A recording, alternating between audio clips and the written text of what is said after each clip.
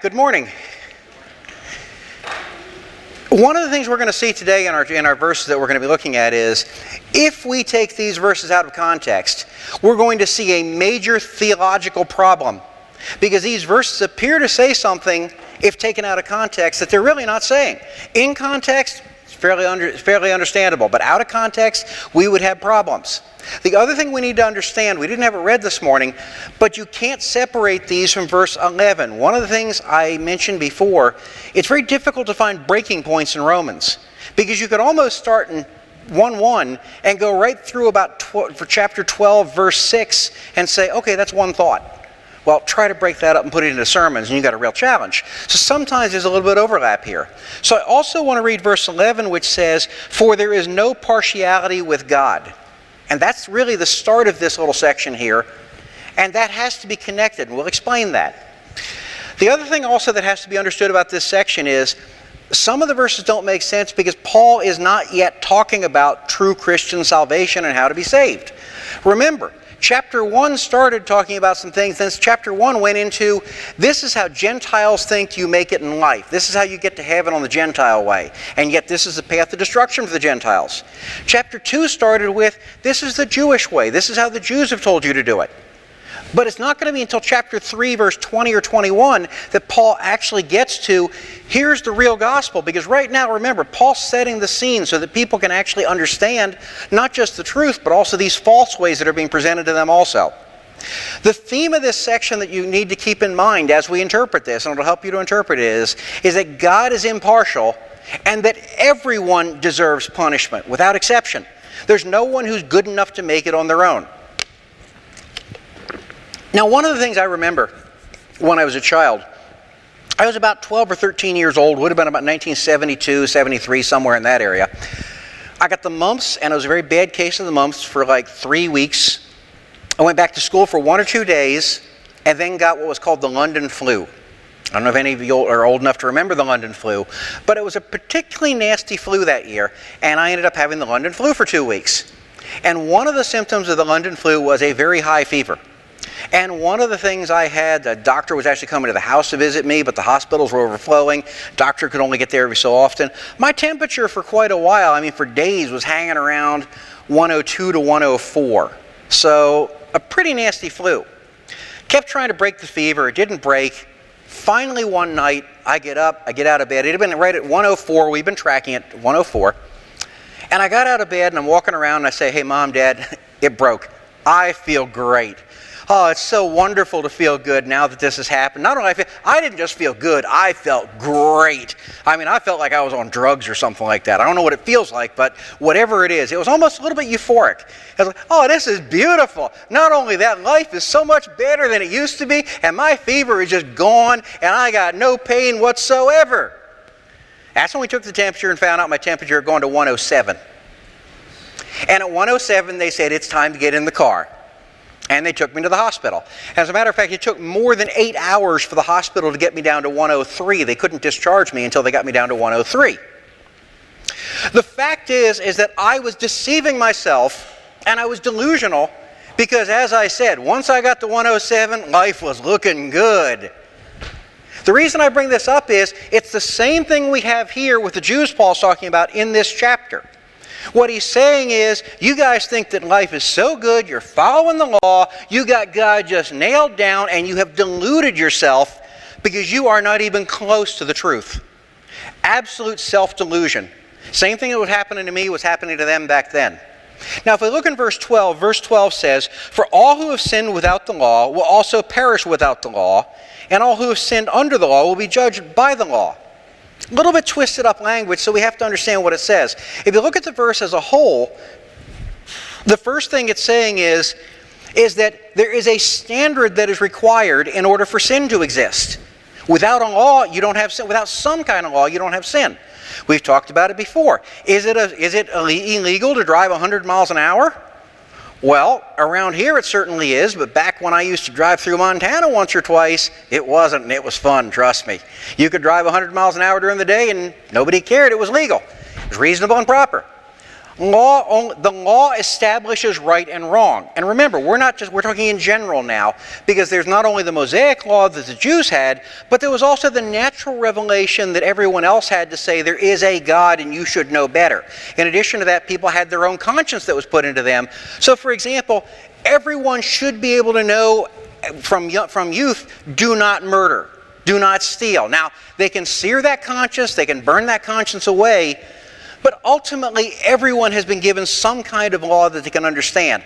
That's why what we're talking about here, he starts with talking, when he says, for all who have sinned without the law, that law there he's talking about is the Mosaic law. And who is without the law, without the Mosaic law? All the Gentiles. You go up to a Gentile back then and you start talking about, well, the Ten Commandments and, when Moses did this, and they're going like, what are you talking about? They had no idea what that was. They weren't going to follow the Mosaic law because they didn't even know anything about the Mosaic law. Gentiles didn't know that. So those without the law would have been the Gentiles. And what he's saying is, for those who have sinned without the law, the Gentiles will also perish without the law, meaning the Mosaic law, meaning that God is not going to judge the Gentiles according to the Mosaic law, but they're still going to be judged. Because they're going to be judged according to what they knew, and what they knew is there is a need for a Savior. No one's exempt from that. It's not like, well, he wasn't smart enough and therefore he didn't get... No, that's not what it's talking about. The fact is, everyone has enough knowledge to know that there is a God and that we are sinners. And what he's saying is these Gentiles will be judged according to that. That's what we talk about when we talk about natural revelation in our conscience. The other thing also that comes up as a question from this a lot of times is, well, wait a second, if the Gentiles didn't know as much and are going to be judged according to a different standard, does that mean there are different levels of hell? My question to you is, does it matter? I mean, really, let's say there are different levels of hell, and it's 1,000,000 degrees hotter in the worst place in hell. Okay, well, still, if it's 5,000,000 degrees in the best place, does it matter? Just like real estate, when you die, it's all location, location, location. You're either in heaven or hell. I don't care what your address is in hell. It's still not a good place. So I kind of take that debate about different levels of hell. There might be, but I don't really care if there's different levels of hell because it doesn't matter. The fact is, no matter what hell is, we know that hell is living onwards, but completely separated from God. We don't really know. We know some details about hell. We don't know what it is entirely. But we know that it is complete separation from God. We know that it is absolute torture. And we know that it doesn't stop. Now, if we take the last half of this verse, Paul also talked about, and all who have sinned under the law will be judged by the law. What's he mean there? Those under the law are the Jews. You guys knew about the Mosaic law. Therefore, God is saying, I'm going to hold you to the standard that I set forth. That standard that I set forth is, here's the Mosaic law, you didn't follow it. So you got problems. So they are going to receive a harsher judgment from God. Again, I don't know how it's harsher, because again, to me, hell sounds like hell and whatever. But the fact is that somehow they're held to a higher standard here. If you think about it, we really do this also. If a 6-year-old child walks into a 7-Eleven and steals a candy bar, it's not good. But we hold that 6-year-old child to a different standard than if a 30-year-old walks in, deliberately takes the candy bar, puts it in his pocket, and walks out the door. They're both wrong. But the 6-year-old doesn't have the same comprehension of what he's done. He may know it's wrong, but he doesn't have the same level of depth as the 30-year-old does. Even in the church we do that. We hold elders to a different standard than we do other people. Does that mean we should all be righteous or something? No. Or we should forget about righteousness? No. What it means is we all have an obligation to be righteous, but to maintain being an elder, you have to do certain things. I shouldn't say have to do certain things, but you can't do certain things and be an elder. And that's fair. That's the way it should be. The fact is, people are held accountable. I feel that God will hold me accountable more for teaching than he will for other people for teaching. Why? Because to what God has given us, he expects us to use. That's our spiritual gift. So the fact is, we do this ourselves, but somehow God is going to hold the Jews to a higher standard because he gave them the law and they knew about it. They knew completely who God was, and they should have been able to know what to do, and known still it was salvation by faith. Instead of salvation by faith, they turned it into a salvation by works system. which never worked. No pun intended.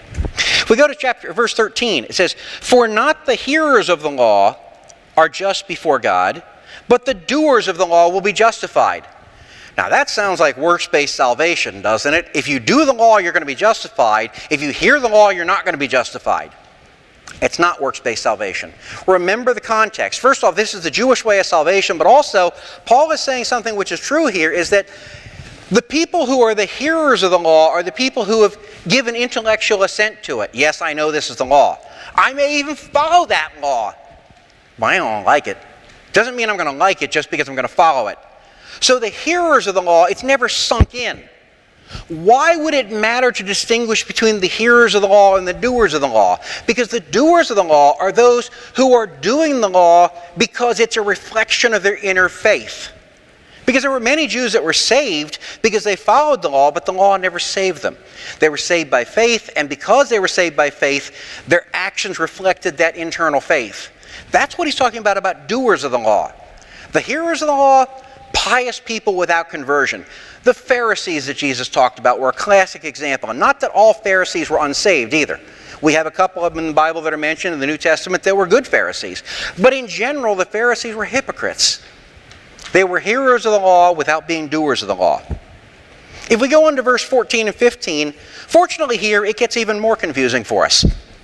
In 14 and 15 it starts off, For when Gentiles who do not have the law do instinctively the things of the law, those having the law are a law to them. Those not having the law are a law to themselves, in that they show the works of the law written in their hearts. It doesn't work when you flip 2 pages at once. For they show the laws written in their hearts, their conscience bearing witness, and their thoughts alternately accusing or else defending them. The first thing we see here is what appears to be saying, aha, here's how the Gentiles can work their way to heaven. That's not what it's saying at all. And I'm going to give you some reasons for that. But at first glance, it looks like, again, 13 through 15 is works-based salvation. It is confusing, but it's got to be looked at. Now, there's one thing that you are not going to see in the English, okay? If you look at this in the beginning of verse 14, it says, For when Gentiles who do not have the law instinctively do the things of the law. It's really not quite that way in the original Greek. It's a good interpretation, but not necessarily the best translation. Because what we have here is we have a conditional particle in the beginning of this sentence. And the meaning of this conditional participle is, just for the sake of argument. Now, you wouldn't translate that into English, but that's what it's actually meaning. So the first thing Paul is saying is, I'm not saying Gentiles can be saved through works, but just for the sake of argument, let's talk about a Gentile who does follow the law. The second thing is, and again, you're only going to see this in the original, Gentiles is normally in the original as the Gentiles, even if it's not translated that way. Suddenly here, Paul goes to translating it as Gentiles without the definite article. Now, the reason that's important is he actually did the same thing for the Jews. And again, I don't want to get too technical on you here. But he did the same thing earlier in chapter 2 for the Jews. And when he did this, he was speaking more generically. So this is generically just for the sake of argument. It does not mean Gentiles can suddenly work their way to heaven. Also, if you'll notice, it never actually says the Gentiles are saved. But the real key here is Paul saying that, think about it. If you're not following the law, if they were to follow the law, and it's only a theoretical possibility here because, again, following the law meant more than just doing the works of the law, but it meant an internal faith in Christ, or at that time in the Messiah coming to save them. So again, these verses are a little confusing, but it's because of how we've had them translated that they're confusing. The other thing that's confusing is context. These verses are never to show how Gentiles get saved. If you think that, we've missed the point of the verses. What's the point of these verses? The point of these verses is to say everyone is condemned, but specifically here, the Jews are particularly condemned because they knew better. So he's not saying this to praise the Gentiles, but he's saying it to condemn the Jews who didn't have faith in the Messiah. Because they should have been at a higher standard because they were given more to work with than to start with. The other thing, too, this ties into sometimes, actually, let me skip that. Let me go to this. In the end of this also, it talks about the Gentiles. In 14, it says, they are a law to themselves. Some people think a law to themselves means, oh, they can do whatever they want. If they say it's right, anything goes. That's not at all what that means. What this is saying is they are following the law themselves instinctively without even realizing why. So he's not talking about, the key here is, more than thinking about can Gentiles be saved through works, because they can't, no one can. What he's really saying is, look, guys, theoretically if this could happen, fine, but here's what I'm saying is, as Jews you're even more condemned because you had the knowledge, you had the law up front, you should have known better. Gentiles, they're still just as much sinners, maybe even more, but they didn't know as much. Now if we look at verse 16, verse 16 says, on the day when according to my gospel, God will judge the secrets of men through Christ Jesus. The first thing we want to look here at is verse 6. Because verse 6 and 16 are actually connected to each other. 6 says, who will render to every man according to his deeds. So it's starting to talk about God's judgment in the future here. In 7 through 15, it goes to the present. And it's talking about things that are happening. In 16, he links up back with 6 again and says, now that I've talked about these side issues, remember, God's going to judge everyone. And the reason I say this is because the context of it all is everyone's going to be judged. Jews or Gentiles, doesn't matter. You don't have a way to God without Christ. Period. So 6 and 16 actually connect with each other. When we get to 17 through 21a, or the first part of 21, is really one thought here. We're going to look at each phrase for a reason, but it's really one thought here talking about basically, you scumbags, what are you doing? What were you thinking? In 17, he starts off with, but if you bear the name Jew and rely upon the law and boast in God, let me stop right there. What is rely upon the law? Rely upon the law literally means, Paul saying, works-based salvation. You think that just by following the Mosaic law, you're going to get to heaven. That's what he's talking about. Is anyone getting to heaven through the Mosaic law? No. Only way to heaven is faith in Christ. Christ's righteousness applied to our account. Even if they didn't know about Christ beforehand, they knew the Messiah was coming. Faith in the coming Messiah to pay for their sins. The law was never meant to save. The law was meant to show the faith that existed beneath the works. So when he says relying upon the law, he's talking about, you guys have missed the point if you're just relying on your works to save you. If you look at the Jews of that day, the Jews frequently rely, and I'm talking about the believing Jews here, I'm talking about the nation of Israel and the Jews who had not believed in Christ. Through their history, for hundreds of years, they had two things they ended up relying on for their salvation, and both were wrong. The first was the law. We do the right things, therefore we're getting in. The second was their birthright. And they shouldn't have been relying on that either, because that's kind of like saying, because I was born into the right family, I'm going to heaven. That's not how it works. The birthright thing is, it's crazy. The idea of the birthright is, because I'm a child of Jacob, I'm going to heaven. That's not what the Bible says, but that's what they believed. It got to the point where it became their birthright and based on the law. Their works should have been demonstrating their faith. That's why it was done. Now, if we look at the end of 17, it's also interesting. It says, rely on the law and boast in God. Well, now that's a good thing, isn't it? Haven't you gone to people and say, look what God's done for me this week. Isn't he a wonderful, great God? We walk into church. Aren't you blessed today? Yeah, so what's wrong with boasting in God? Well, that's not actually what it means when he talks about boasting in God here. Let me give you an example. Let's say that I was to say to you, my wife picked the best husband in the world. You go, wait a second, how did that come out that way? Or, my dad had the greatest kids in the world. That's not really boasting about my wife or my father, that's boasting about me. That's turning it around and saying, look at me because of how wonderful I am, I was picked. That's what Paul meant by boasting in God. The Jews were saying, look at how wonderful we are, we're children of Jacob, we're Israelites, we're in, God picked us. They're not boasting in God. What they're really doing is boasting about God to show how wonderful they were. It was actually, their idea of boasting in God was incredibly narcissistic. But that's what they were doing. In verse 18, again, remember, all of this one section here, 17 through the beginning of 21, is basically Paul saying, you unrighteous fools, you don't even understand what you're talking about. And I'm not pointing at anybody individually here, please. Just happen to say it that way. You unrighteous fools, how do you do this? Verse 18, he says, and know his will and approve the things that are essential, being instructed out of the law. First thing it says here is know his will. What's Paul talking about? He's saying you knew better. You knew the will of God. You knew what God wanted you to do. He gave you the law. You knew there was a coming Messiah. You knew all of these things. Now don't try to turn around and say I didn't know. You should have known better. It also says here in verse 18, and approve the things that are essential, being instructed out of the law. Approving the good from the law, what he's saying here is you gave verbal assent to the law, but you never took it into your heart. You never took the whole meaning of it into your heart. I get sick every time I hear politicians talk about cutting the budget. Have you ever looked at what they actually mean by cutting the budget? They use words that you and I would never use the same way. When they say, for example, we cut the budget by 3% next year, to me and you that would mean, oh, you're going to spend 3% less than you spent this year, right? That ain't what they mean.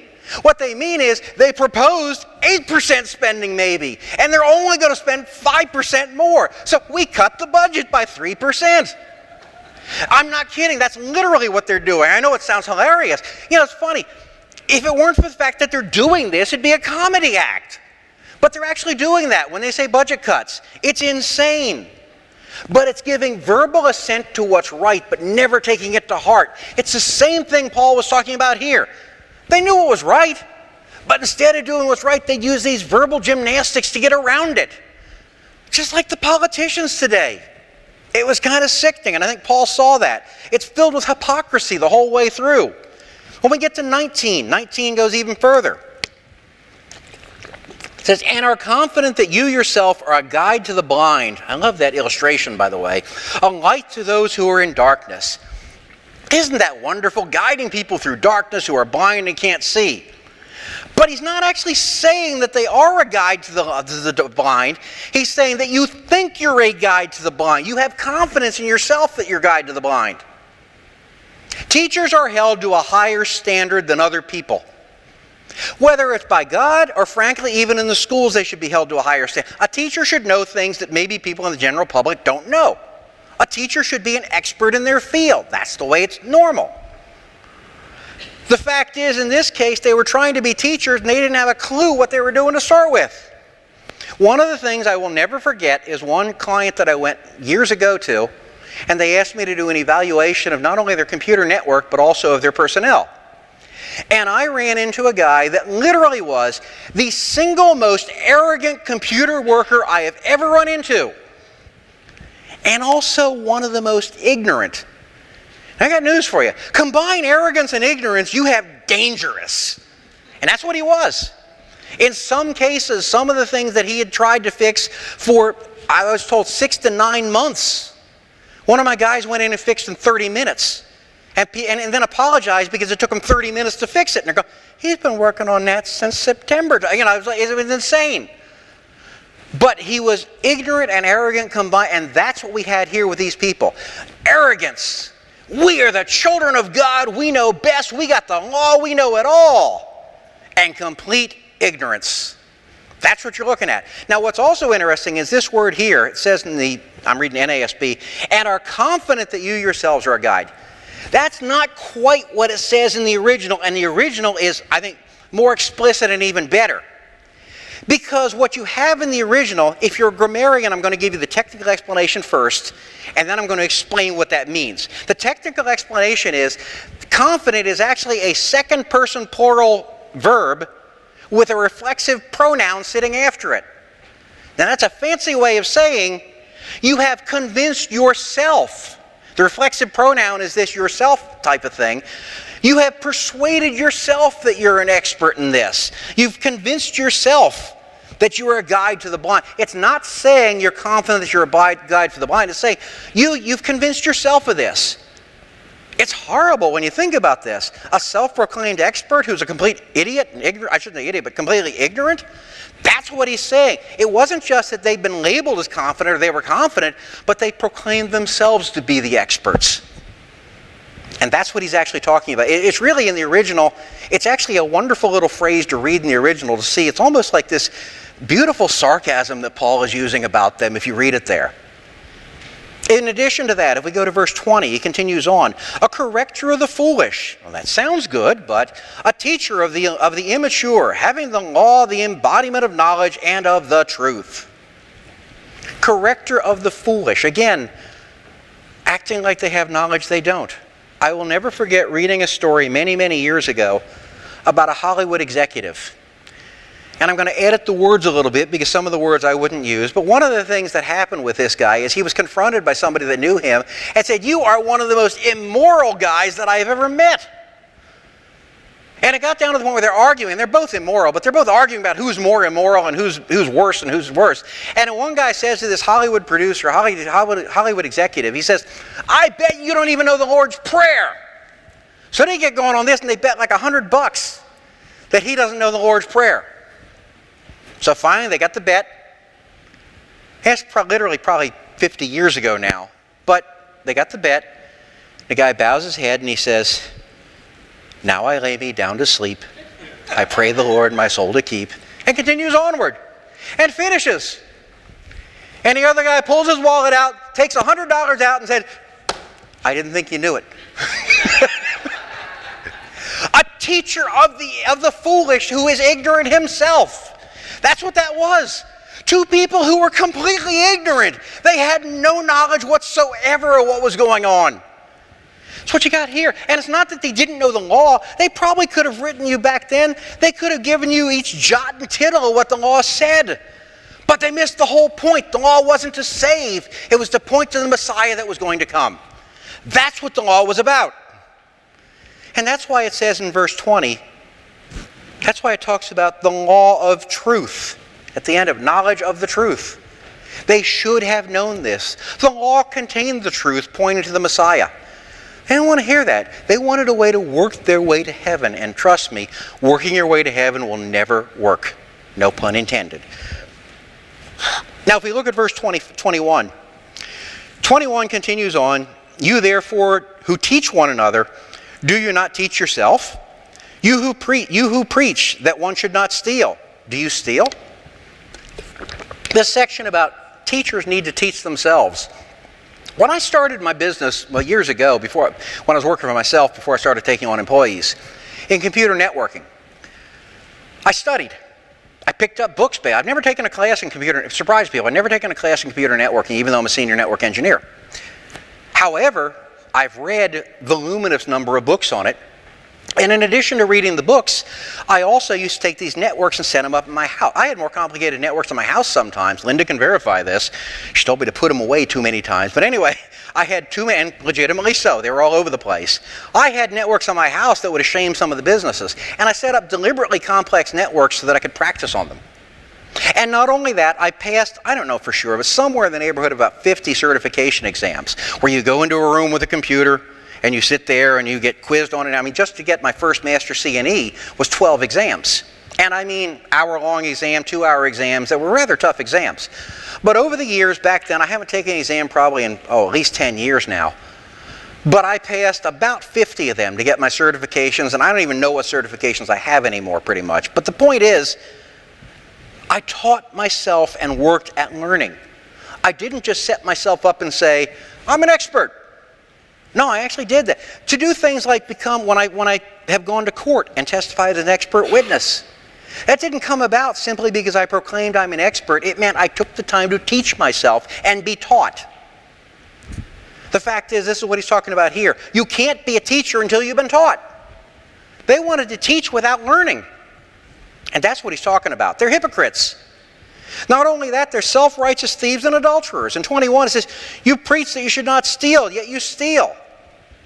Have you ever noticed that oftentimes the people who are doing the worst things are the ones screaming the loudest about other people and what they're doing? I don't know about you, but this year I'm getting pretty sick looking at the elections. Because all I hear is, and I'm legitimately, liar, liar, liar, evil, bad. And the truth is they are liars. And I don't mean just the two leading candidates. I mean even the little independents and stuff like that. They're all liars in this year. It's amazing how low our society has sunk to get to the point where we put the candidates up that we put up this year. But if you think about it, the screaming and the yelling, often what they scream loudest about is what they do themselves. You got Hillary screaming that Trump is a liar. You got Trump screaming that Hillary is a liar. And not to take sides here, but when I hear that, here's what came back to me. I don't know if you guys remember this or not, but in 2008, Hillary Clinton talked about her visit to Bosnia in 1996. Here's what she said. I remember landing under sniper fire.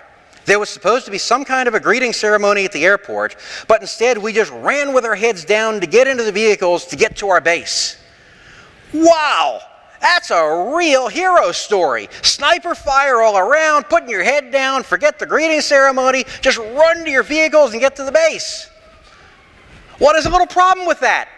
When the video came out, sure, walking out of the back of the airplane smiling. Not only that, all the other people on the airplane with her said, snipers? What are you talking about?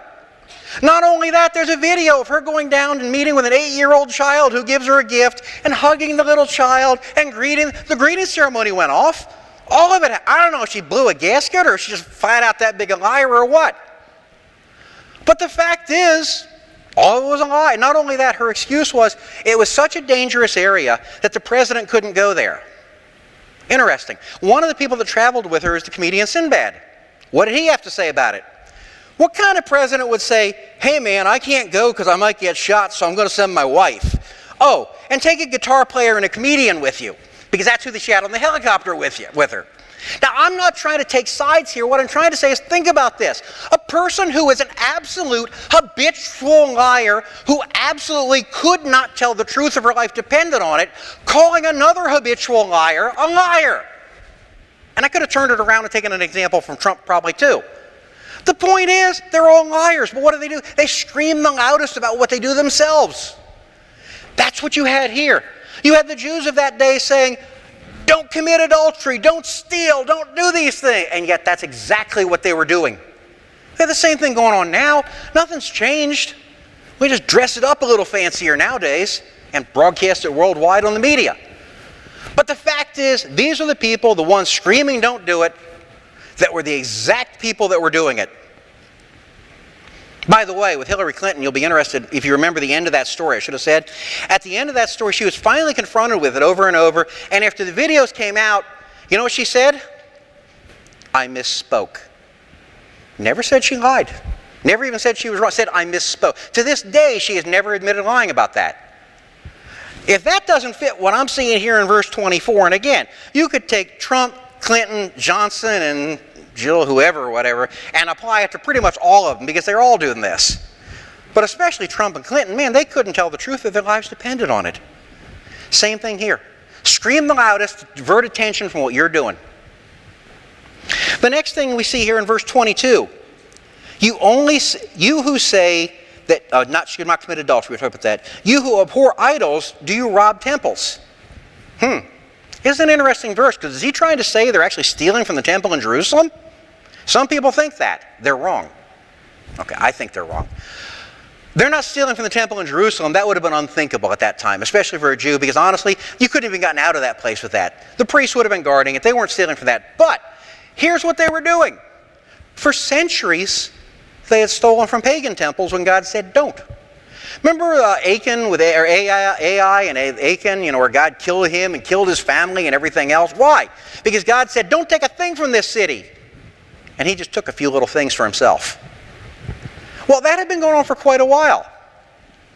And actually, let me illustrate this. Something you'll find interesting here. Let me ask you a question. If I said to you, who's heard about Roe versus Wade? Tell me about that. Put up your hands if you heard of Roe versus Wade. Okay, most of the hands, if not every hand in here goes up. Okay, who's heard about New London, Connecticut and can tell me all about New London, Connecticut? One person, and me. And two, I think, maybe now. In my opinion, New London, Connecticut, not to Roe versus Wade, probably one of the 5 worst Supreme Court decisions in the history of the Supreme Court. And nobody even knows what it was. And it's recent. It's like 10 years ago, 10, 15 years ago. New London, Connecticut wanted to use something called eminent domain. Eminent domain said when the government needs something, they can go in and take it. You need a road built here, you need a hospital built here, you can take it. But it was always intended for the public good. New London, Connecticut came up with a new twist to that. If we want more money, we can take people's houses. So they literally took an entire section of the city and said, we're taking it at our price, not yours, and we're going to give that to developers to build up big things so we can get a bigger tax return. If you know anything about our Constitution or our country, or frankly just right and wrong, that's horrifying. The Supreme Court agreed with them. And the Supreme Court made it the law of the land that a city or town or whatever state can take whatever they want from you, even though it's private property, just for the purpose of getting more money for themselves. The irony of it is, in the end, they won the Supreme Court decision and the developers backed out. They got rid of all the people, and the houses pretty much rotted and fell to the ground, and now nobody, at least I don't know, maybe they do now, but nobody was living there. The fact is that what they were doing, the state was saying, for a profit motive, I'm willing to do this. Now, why did I bring up a Supreme Court case about eminent domain? It's a good question. There's a reason. Because the Jews of that day were probably not going into the pagan temples and stealing from them, and hadn't been for the history of it. Oh, we wouldn't actually take the idols from there. No way. But the Jewish merchants made an active trade in things stolen from temples, including idols. I mean, think about it. We're not stealing it. We're just the fences. We're just the guys who make it so that you can do this. The fact is that all they looked at was profit, just like the Supreme Court there. It's just profit. If we can make some money on this thing, it's okay.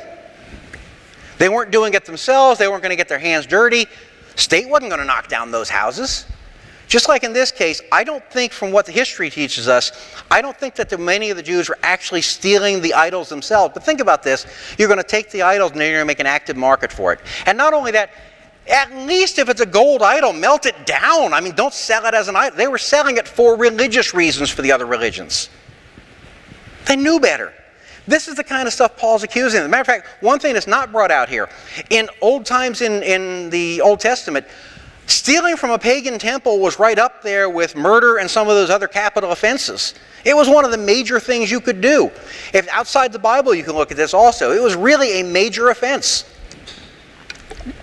And yet Paul's saying, you guys think you're teachers, you guys think you're wise, you think you're following the law. This is what you're doing. We get to 23.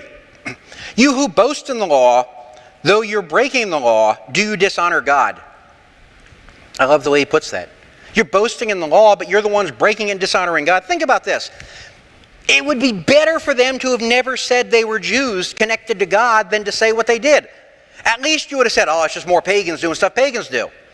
It's just like when I saw the guy a couple months ago speeding down the shoulder on 214 with his Christian bumper stickers and fish on the back of it, passing all of us at 80 miles an hour as he goes down the shoulder.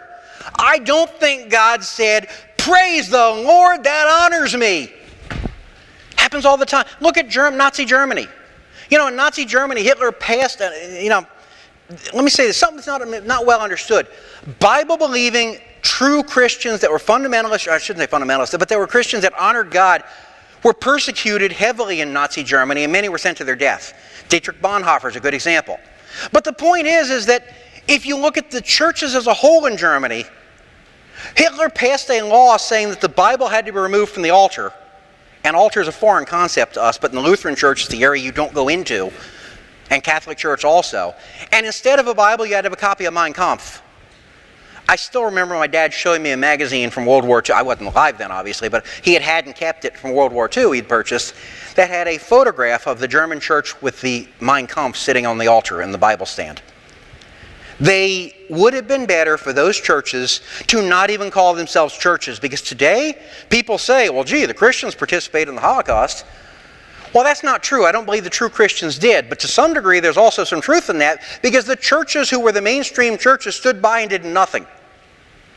They may have said, oh, gee, that's too bad, but that's all. When you take Mein Kampf and put it in place of the Bible on your church altar, you have definitely said the church, it's okay to go along with the state. In addition to that, think about this. I cringe with embarrassment every time I see the guys from Westboro Baptist come out. I don't want, okay, now we got the power back. Now we're losing the power. Boy, I talk about Westboro Baptist, this place gets pretty bad. All right. Think about this. What do you feel like when you see the guys coming up with the horrible signs about homosexuals, protesting military funerals because the military allowed homosexuals in? Man, I see that kind of stuff. I get terrified and I say, why in the world do they have to do it in the name of Christ? I'm not trying to say homosexuality is right. What I'm trying to say is that's not the way we're supposed to be treating them. And the fact is that it is absolutely wrong when this happens. And what I could say is, more than anything, I wish they just wouldn't use the name of God. Just, go be some jerk and don't claim God. That's the same thing you had here, is because God was saying, you're breaking the law and you're dishonoring God. We get to 24, the last verse here, and it says, For the name of God is blasphemed among the Gentiles because of you, just as it is written. The Jews were ruining the name of God because they were acting worse than the heathen Gentiles. That's quite a statement. So again, they were acting worse than the Gentiles were. Again, not a good witness for God. Please, if you're going to speed down the road on the shoulders at 80 miles an hour, take the bumper stickers off your truck first and take the fish off your truck first. God doesn't need that kind of advertising. Now we get to application. First thing under application is, no one is without responsibility except, all right, you hear some heresy coming up here? I warned my Sunday school class, there are people who are sinners, who never believe on Christ and go to heaven. And they're like, okay, what's he talking about? First off, what I'm saying is no one gets there except everyone has some kind of a law that we are accountable to, and everyone is responsible under God. Everyone has sinned, and because of that, we're all condemned without Christ. Now, the reason I bring up an exception is to say this. As we go further in Romans, I'm going to be teaching something about what we call the age of accountability. Many people ask what happens when an infant dies, and frankly, what happens when millions and millions of children are aborted every year in America and throughout the world. I'm saying to you, they go to heaven even though they do not believe on Christ.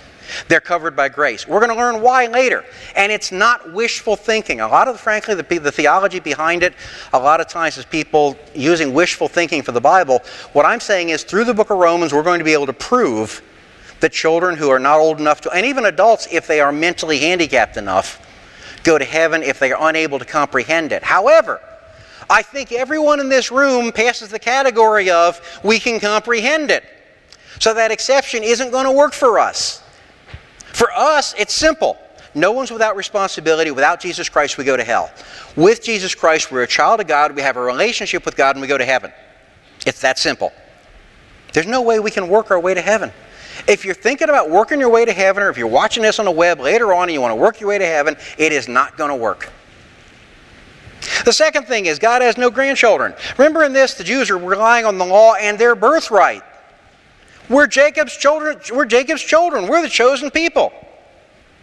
Now, we can look back and laugh on it. Well, how silly is that? Because of your nationality, you think you're going to heaven?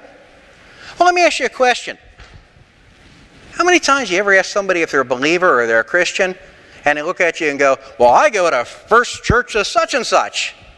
That's like telling me you don't even have a clue what we're talking about. Because the church you go to is not going to get you into heaven. Just because we come here to Grace Brethren Church in Lanham every Sunday, none of us are going to heaven because we come to Grace Brethren Church on Sunday. I've said it before. If you sit in a Buick dealership, does it make you a Buick? No. If you sit in Grace Brethren here, does it make you a Christian? No. Sometimes we have the same mentality that the Jews had back then, except that instead of nationality, we're trusting on either our church we go to, or worse yet, I've met people literally, of course I'm going to heaven. My daddy was a Christian. My daddy was a pastor. My granddaddy was a pastor. Great, your granddaddy was a pastor. Now tell me something relevant to your salvation. They don't get it. The fact is, if we trust in church, we're doing the exact same thing that Paul was condemning the Jews for. So we can't really look, well, I wouldn't look down on them anyway, but we shouldn't be looking down on them because a lot of people do the same thing. And by the way, I'm not picking on people here because I have not heard people in our church doing that. The third thing on this I think is pretty obvious is avoid hypocrisy. God hates duplicity. Paul got emotional when he wrote this section. You can tell from the language. He was not happy, not a happy camper. Trust me. Paul didn't like what was going on.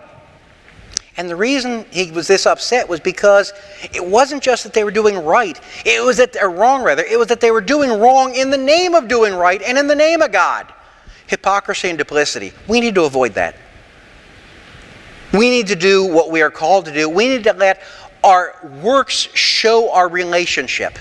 Our works will never get us to heaven, but our works will demonstrate the relationship we already have with Jesus Christ. And the relationship we have with peace with the Father as well because of this, and the indwelling of the Holy Spirit. Why? Because we should act like we are. Again, if I see a cat walk up to me and go, woof, I know something is wrong. As Christians, we're doing that quite a bit, because sometimes as Christians, we're acting like the world instead of acting like what we are. Our nature should say, if you're a cat, meow. If you're a dog, bark. As a Christian, if you're a Christian, act like it. And that's what Paul's talking about here. Or that's the application I would take from it. In addition to that, when you try to put on a hypocritical face, people usually see through it anyway. We don't get away with it. We think we do, but we don't get away with it.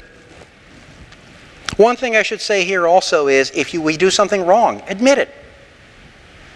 It's okay. We did something wrong. We sinned. Fine. We tell it and we move on. One of the things I'll never forget, I've told you about before, is all the people I caught in teaching college classes at WBC and LBC who were plagiarizing. Amazing number of people that were just taking literally half of their final papers or more in the paper itself was cut and paste from websites. I'm talking 10-page paper, you'd have 5 to 7 pages that were just cut and pasted. And they thought they'd get away with it. They didn't with me. But the one thing I will say is every one of them that did that, with the exception of one, I actually emailed them and I said, something like, congratulations, you got a 0 on your paper. And then I'd explain why. And I'd also send the paper off documented fully with clipping from the website, citing where it was and putting it in the comment column so they couldn't in any way. And you know what I got over and over again? People that even faced with the evidence would deny what they did. What are you talking about? How can you deny this? You know something? One person got mercy. He got a 2-grade deduction, but after a 2-grade deduction, he got to turn in a new paper and he passed the class. The reason? Because he came to me and he said, Professor Hafer, I was wrong, I sinned, I've not only offended you, I've offended God.